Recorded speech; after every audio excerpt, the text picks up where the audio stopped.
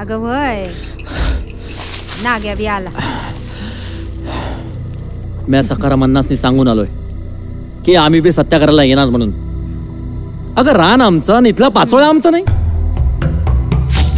अरे ह्यो कोणता न्याय? मला माहिती आहे बा नाही ऐकणार माझं. तो झालाय त्यांचा गुलाम. म्या नाही. म्या सत्याग्रहाला जाणार म्हणजे जाणारच. ठाके तू आहेस ना माझ्या संग? होय र. बाला म्हणाव त्याचं ऐकतंय कोण? त्याला यायचं असेल तर ये, नाही तर ढोसत पड म्हणाव त्या नाही त्याच्या घरामध्ये.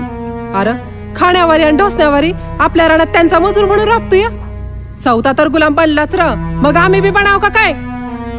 नाग्या अरे मी आहे तुझ्या संग. सकाळपारी उठ आणि तुझा पोरस निघून डोंगराकडं. मी आम्ही येते बघ तुझ्या मागणं. बाकरेल जरा नकर, त्याचं कोण ऐकतंय? हे सारं खरं आहे, पर जीवाला जपा. कळतंय काय मला? तुझी बी काळजी आहे.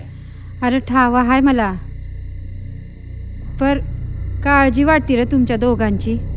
झोपा आता म्हणजे उठू सकाळपारी. सत्याग्रहाला जायचं आहे ना व? नाही.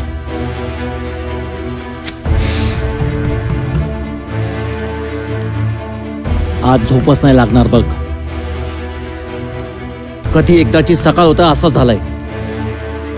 उद्या संग्राम होणारच.